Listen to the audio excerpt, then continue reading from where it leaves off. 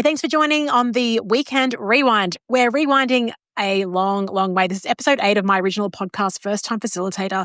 This episode was recorded really early on. My guest today is Matthew Dix, one of the best storytellers on earth. I'm replaying the story because I just realizing the impact of how powerful storytelling is and everything that we do, even recording this podcast. And Matthew Dix provides incredibly pragmatic ways and ideas on how to structure your story, how to select a story, and everything that goes along with storytelling. His latest book is called Stories Sell, Storyworthy Strategies to Grow Your Business and Brand. And I reached out to him when I read his original book called Storyworthy. Now I'll play the original intro to Matthew and the conversation that we had all those years ago. Enjoy the episode and I'll speak to you tomorrow. I'd like to introduce today's guest, and he fills his days as a school teacher, storyteller, speaking coach, blogger, podcaster, a wedding DJ, minister life coach, and a rock opera author. His upcoming book, Storyworthy, Engage, Teach, Persuade, and Change Your Life Through the Power of Storytelling. Plus, he's a 35-time Moth Story Slam champion and 5-time Grand Slam champion. Welcome to the show, Matthew Dix. Thank you very much. I'm happy to be here. It's great to have you here. And look, what a crazy and full repertoire of things that you do. You must get that comment a lot.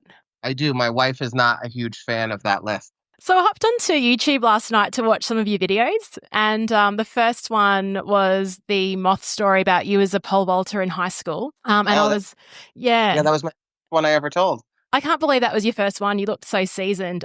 My husband and I were laughing out loud watching that. And then switched over to your TEDx talk about making decisions based on what your 100-year-old self would say. And I got to say, there are a few teary moments watching that. I think your video hit home for me. Oh, I'm so glad. Thank you. Yeah, I shared it on Facebook straight away. But I've got to ask, how did you become so good at telling stories? Well, I mean, I used to say that I was just fortunate that I found this thing that I was able to do. And then my wife told me, you're an idiot. It wasn't because of that. What it turns out to be is that I've been sort of prepping for storytelling for a very long time through a bunch of things. The DJing was great because for 20 years, I learned to speak extemporaneously in front of large groups of people. So I was comfortable in front of a crowd the first time I took the stage, and that helped a lot. I'm a novelist, so I'm accustomed to sort of the shape that stories should take, and I never really understood that would play a role until I started working with people on their stories, and I realized how people just don't really have that fundamental understanding all the time. And I've been blogging since 2006, and I've sort of discovered through the process of blogging that the more I reveal about myself, the more vulnerable I'm willing to be, the more I'm willing to tell on myself about the terrible things I may do on a daily basis, the more attention I would get from my audience. So I think those things sort of combined that night at the Moth when I decided to tell my first story. The idea that I was comfortable in front of people and I understood that they wanted me to be honest and as vulnerable as possible. What was the first sort of vulnerable thing that you did reveal to people? Was it that story that the part that, you're this mediocre athlete at high school? Was that an embarrassing thing to share with the world? I guess the part of that story that I'm really trying to express that I think people feel but never say is the moment where you occasionally root against your teammates because you want to be perceived as the best person on the team. And that's something that I think a lot of people, feel but would rarely speak aloud. So, that was what I was trying to go for that night when I was telling that story. Yeah, cool. So back to storytelling, and I know just from my experiences, there's some people that I talk to, some friends, and they're just natural at storytelling. They break into telling about something that'll happen on their holiday. It's really funny and it seems effortless. And there's also, on the other end of the spectrum, some people that can tell you a story and with the first 2 sentences, you're switching off. So do you think it's something that's, I guess, natural, or is it something a skill that you can learn? And is it an easy or difficult skill to appreciate? Well, I teach it a lot, so I have to believe that it can be learned. And I've been teaching it now for about 5 years, and I have taken people who are truly terrible at telling a story and gotten them on a stage in a very short period of time and had them perform really brilliantly. So I do believe it can be taught. I do believe it can be learned. And I think a lot of it is just sort of the ability to listen to stories. I think the people who are natural storytellers, the ones that don't need to work with me, they're just good listeners. And they've picked up this craft along the way that they're not even aware that they picked up. and others just need some help understanding how a story works and what is a story and what isn't a story, because that's often half the battle. Oh, yeah. So, how do you define what a story is then? Well, I always say that a story is not a series of events. So, like, someone may come to you and say, "Let me tell you about my vacation," and no one's really ever wanted to hear the next sentence of that story. Yeah, so Because what true. they're really saying is, I'd like to run through the itinerary of my vacation with you so I can relive it again, and I'll insert good meals along the way. But that's not something that's going to move us.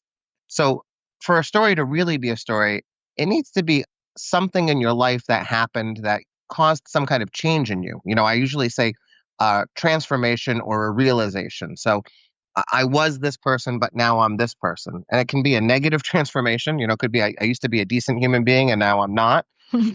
Something as simple as, like, I used to think my mom was an idiot, and now I understand that everything my mom has ever told me was absolutely true. I really can't believe it. And so there has to be that arc, that journey from I was one thing to now I'm another, which people tend not to understand. They tend to tell stories which are just series of things that happen to them, but in the end, they're fundamentally the same person. And those stories aren't memorable, and Mm. oftentimes they're not very good to listen to. Yeah, okay. So is there like a secret structure to telling these stories that where you talk about the shift in behavior or your thoughts around something? Well, I mean, there's a lot to it, and I say there's Mm. a lot of secrets. But the big secret I often tell people is that every story is about a 5-second moment in our life. It's really that moment of realization or transformation. I call it a 5-second moment because I really believe it takes place over about the course of 5 seconds, where you suddenly, for whatever reason, shift into a new person or shift into a new understanding. And once I'm able to find one of those moments, sort of the moment in the story we were talking about, the moment I realized I'm rooting against my teammate because I'm a selfish jerk who wants to be perceived as better than everybody else. As soon as I find that moment, I know that's always going to be the end of my story because it's going to be the most important thing I say. And if people would just do that, if they would just ask themselves, what moment of realization or transformation can I talk about and make that the end of my story, they're going to be better off than most storytellers already. Wow. Okay. So why do you think it is important for people to share information using stories? Well, I think it's the best way to share information. It's the most captivating way. I often say that I'm a fundamentally unlikable person who tells a good story, and I managed to get through life, on that trait. I'm a horrible golfer. I am really the worst golfer of any golfer I've ever played with. And yet I'm asked to play constantly, almost daily, because the people who play golf with me know that when I hit the ball into the trees and we go looking for it, I'm going to entertain them on the way. And so that ability to sort of grab attention and through a story, you can just sort of get people to do a lot of things that they might not normally do, or convince people to think a certain way that they might not normally think. I often say no one has ever asked to see a PowerPoint presentation a second time, right? Or Mm. said, "Wow, that graph was so amazing. I'd love to see it again." But we'll watch the same movie that we have watched 10 times, an 11th time if it randomly comes on the television one night, because we love stories so much more than anything else.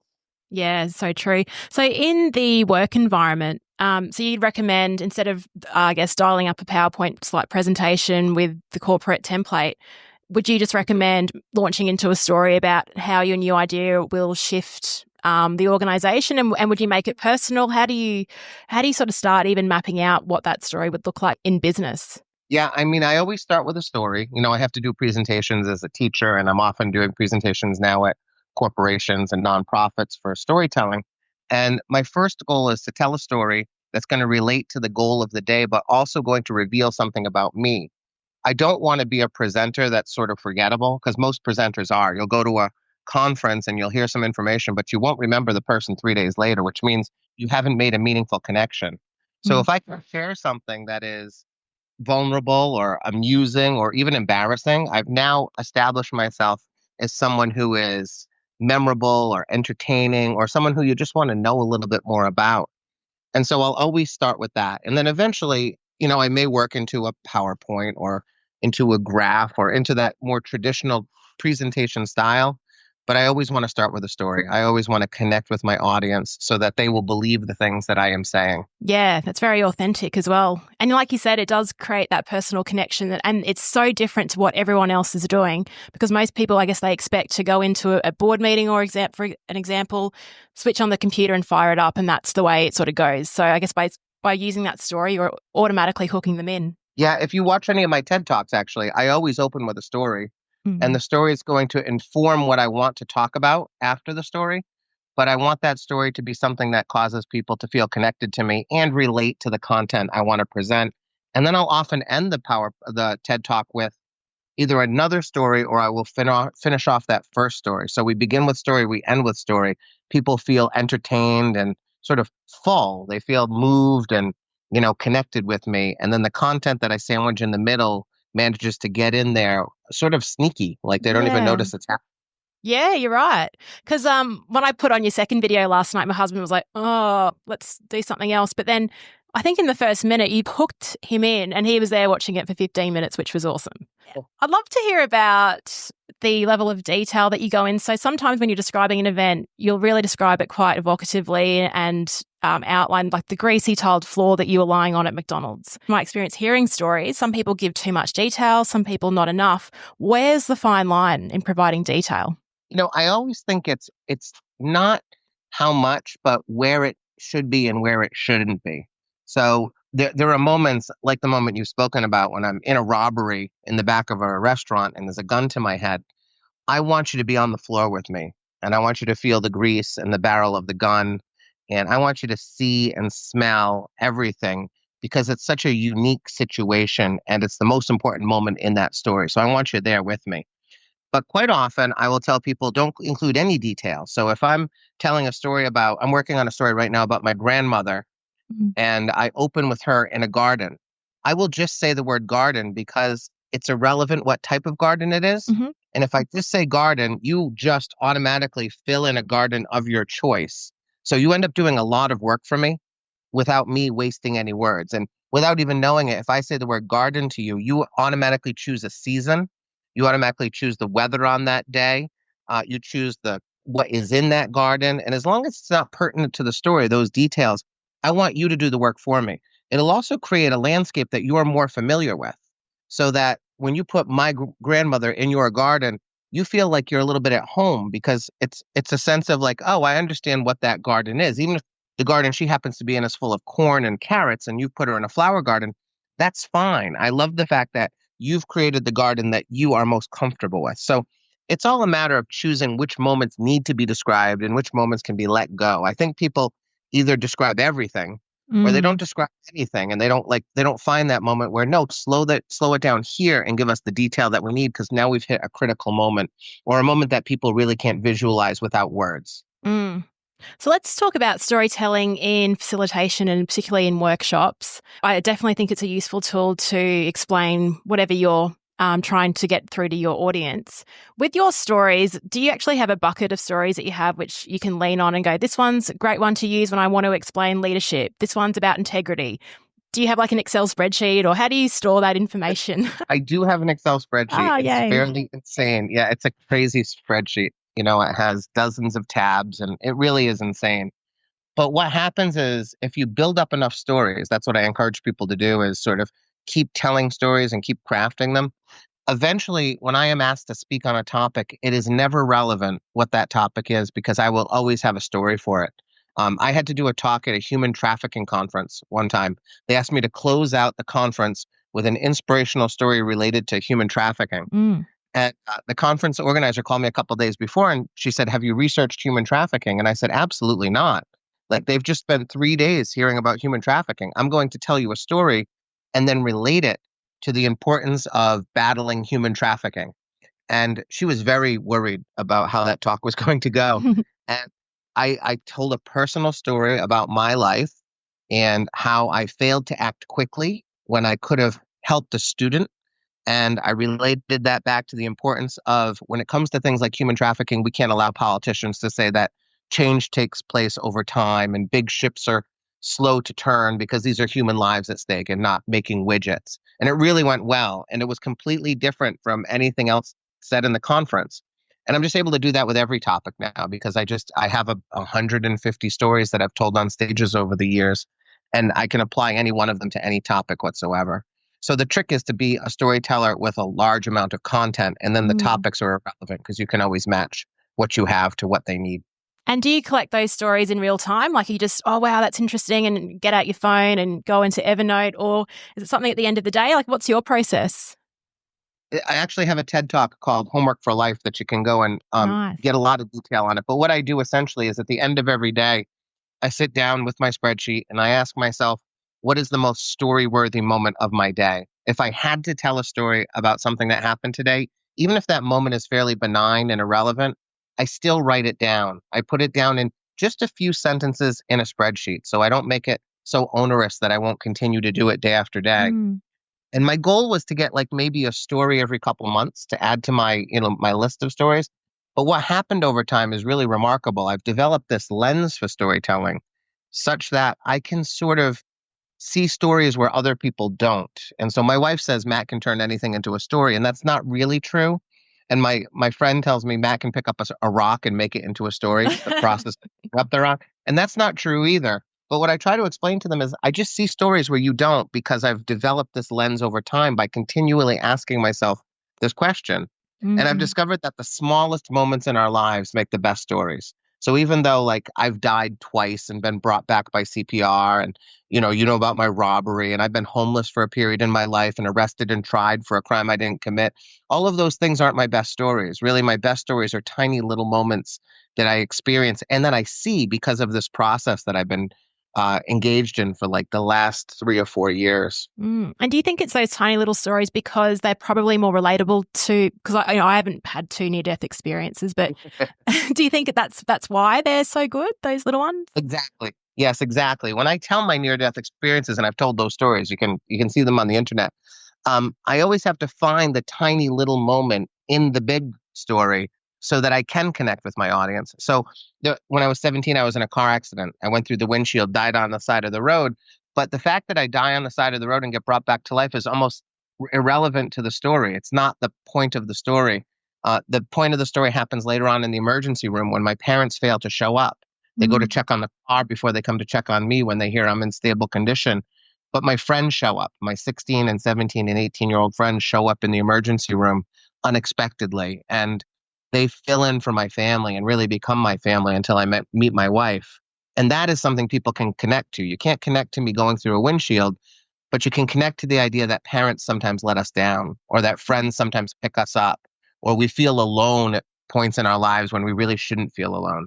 And so you Mm. find the little moments and the big ones, but the easiest stories to tell are just start with the little ones, and then you don't have to play with them.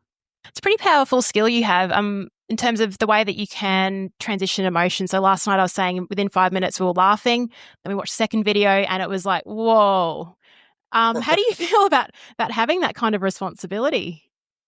It's a trick of storytelling, really. It's my favorite stories are the ones my wife likes the best are the ones that are laugh, laugh, laugh, cry. So I get you laughing at the beginning of the story, not realizing the horror that is to come. I always say it's better to make people laugh before they cry because it hurts more that way. So, part of storytelling is the manipulation of emotion because the ultimate goal is I want you to feel the same way I felt or as close to it as possible. So if I'm surprised in my real life, I want my audience to experience that similar surprise as I tell the story. So I'm constantly asking myself, how do I want my audience to feel at this moment?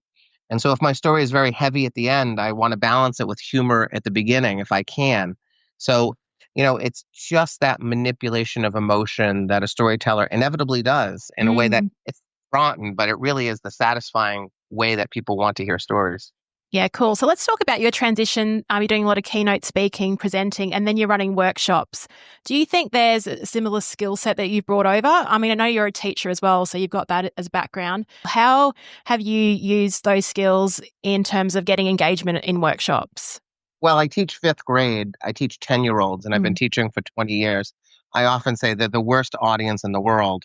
So I've really learned that you have to engage your audience. I am in workshops and in professional development or listening to speeches, and I'm astounded that the speaker doesn't attempt to do something entertaining or different.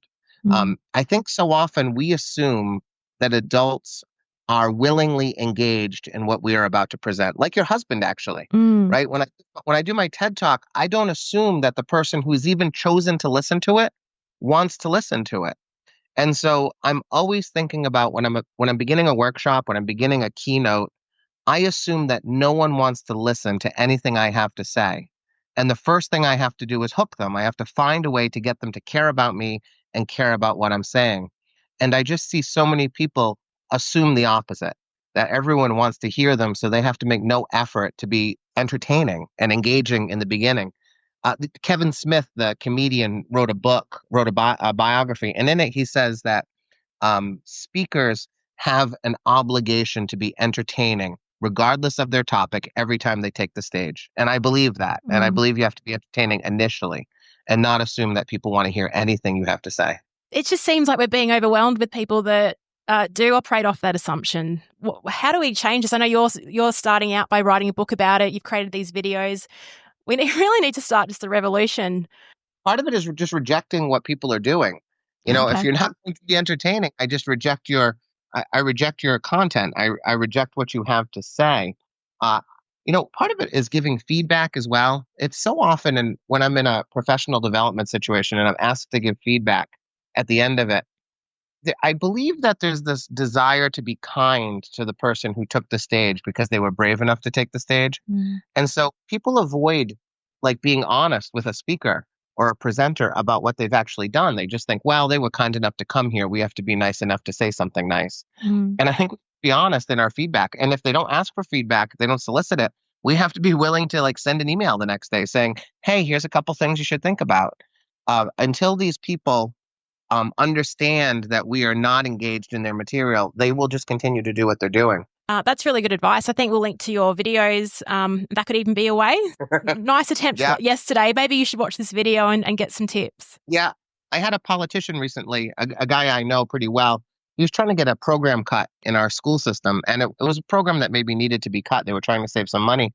And he said he did a year's worth of data collection, presented a beautiful PowerPoint with lots of charts, lots of evidence that showed we should cut this program and move the money somewhere else. And then he said one mother stood up and described how the program saved her son's life. And he said, I always lose to the anecdote. And I told him, you took a knife to a gunfight. You thought that a PowerPoint was going to change the hearts and minds of people when a mother with a child is going to change the hearts and minds of people. So I'm working with politicians now, telling them, you have to tell a story. Like nobody cares about your facts and figures, that you have to be a personality who is engaging and who tells a story. And I think starting to understand that to a great degree. Yeah, I think so too. So in terms of your workshops, they're engaging, interactive, and then the participant walks out and leaves the workshop. What is the best way to embed learning, do you think, following a workshop when someone leaves that environment? Well, hopefully they can buy my book, and that will help a little now. Um, but one of the things I do is I call it homework for life. The idea that you're going to look for stories every day, and I say for life because I really do mean that. That if you're going to start doing this, you'll do it for the rest of your life. I believe that when I teach, my goal is to take a large and complex process like storytelling and break it down into the smallest possible parts. So that even if you spend 8 hours in a workshop with me and you pick up just 5 small things that you can begin doing immediately that are easy to implement and can be repeated over and over again, you'll begin doing that and you'll notice the changes in yourself as a storyteller. And then you're going to be more likely to maybe come watch one of my videos or come to one of my advanced workshops to learn even more, or to pick up my book now and read more about it. I think that so often when I'm in a workshop, nobody is looking to sort of break things down into tiny concrete parts. And maybe because I'm an elementary school teacher for 20 years, that's what I understand about curriculum. And so I really do try to teach in the smallest possible terms. And I scale it so that the first things I say are always going to be the most important. And as we get through the day, I'm going to become more and more nuanced. And the things that I'm teaching are going to be less important, although still important. So that when I have them at their maximum attention and maximum energy, I'm teaching them the most important things, and truly things that are going to be so simple that they can go home and start doing immediately. So don't teach big things. Just like, in storytelling, we're looking for 5-second moments to tell a story. I'm looking for tiny bits that people can use. Yeah, great. So let's talk about your book. It's coming out in June. I've already pre-ordered my version off Amazon. Um, Thank you. so you've written novels. This is your first nonfiction book. What made you decide to pick up the pen and write something and share this experience with the world? Well, I did workshops for about 4 years. And over the course of those workshops, I actually started grudgingly. People kept asking me to do it, and I said no. And eventually I agreed to do one and done. That's what I said. And I fell in love with the teaching of storytelling.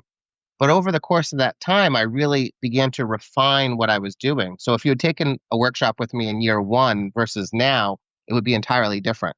And as I began to develop that curriculum in a way that people responded to positively and I saw them implementing really effectively, I realized that I can't reach everybody by having them come and join me on a Saturday, for 8 hours. And I started to get quite a bit of demand from around the world, really, from people who would either say, can you please fly out to LA and teach a workshop?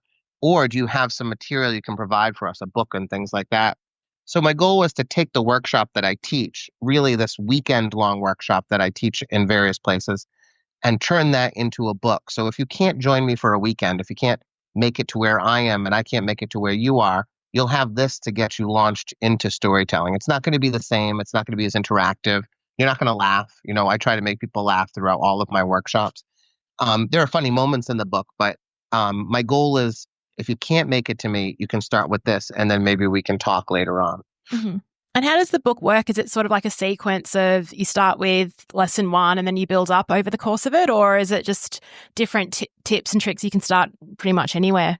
No, I've designed it like my workshops. So the beginning chapters are going to be more important than the later chapters. Mm-hmm. Big fundamental, the big fundamental building blocks are in the first few chapters. I've also embedded lots of stories so that they can serve as models for, what you're learning. And I've crafted in a bit of memoir as well, so that you can sort of watch my journey on storytelling as well. I love Stephen King's book on writing. I think it's brilliant for writers.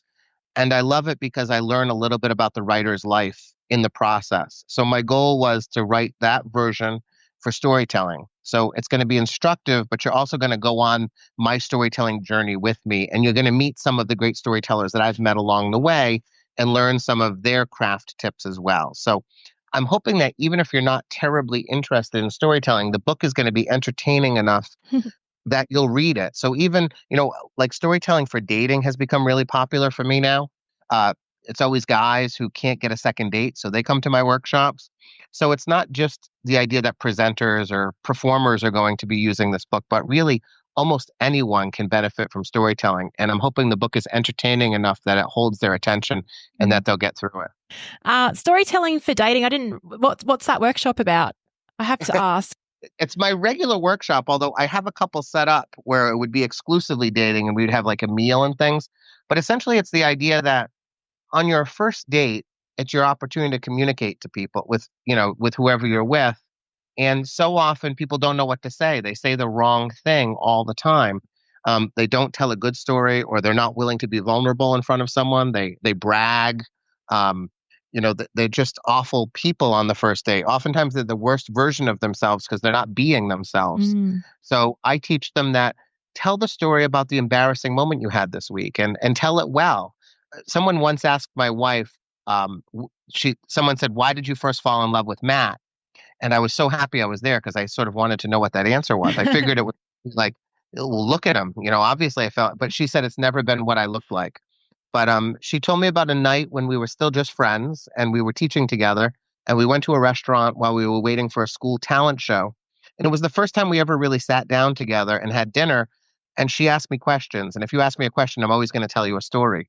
And she said that was the night I fell in love with him. Even though it took us another 6 months to get together, she said listening to him tell stories was the moment I fell in love because I wanted to hear more and I loved listening to what he had to say. So storytelling got me the best wife ever. And I really believe it can at least get you the second date. I can't guarantee anything after that. Now you're on your own. But if you can really speak well and represent yourself well on a first date, I think you can get a second date fairly easily. Yeah, I think so. That's a beautiful story that your wife told as well. Yeah, I know. I just I was mad at her actually when she told it because I was into like year 3 or 4 of workshops at that point, and I said, you never told me that. That fits my personal narrative so well. Like, I can brand that. And she said, I'm not really in the business of making sure your personal narrative is up to par. So watch out what she says around you sometimes, I bet. Yeah. I mean, I have to run things by her sometimes when when a story involves her. Yeah, I bet. So Matthew, where can people find you and find your book? Well, you can find me at MatthewDix.com, and you can find my book everywhere. It's Amazon and Barnes and Noble. Your local independent bookstore will have it. You can pre-order it or get it there when it comes out in June. And there'll be an audiobook. I'm actually going to be narrating the audiobook. It'll be my first time doing that. All of my novels are in audio, but they've been narrated by other people, so that'll be a first for me. Oh, wonderful. I've heard that process is pretty interesting. It's pretty intense, isn't it? Yeah. I don't know. I haven't done it yet, but I've been told it's going to take me at least 3 days, which sounds terrible to sit in a little booth for 8 hours a day for 3 days reading words that, I wrote a long time ago. Well, we can't wait to hear it. Matthew, it'd be great to have you down under some time. I'm sure after the release of this book, maybe there'll be some opportunities there. I can't believe everything that you've done, but just watching all your videos and hearing from you as well today, it's just so exciting. I think this is really relevant to all of our listeners, and they'll be championing this episode. I think it's a really good one. I'm so glad. Thanks so much. Thanks so much for tuning in to First Time Facilitator. If you liked the episode, please share it with your mates or subscribe to the podcast feed in iTunes. Till next time,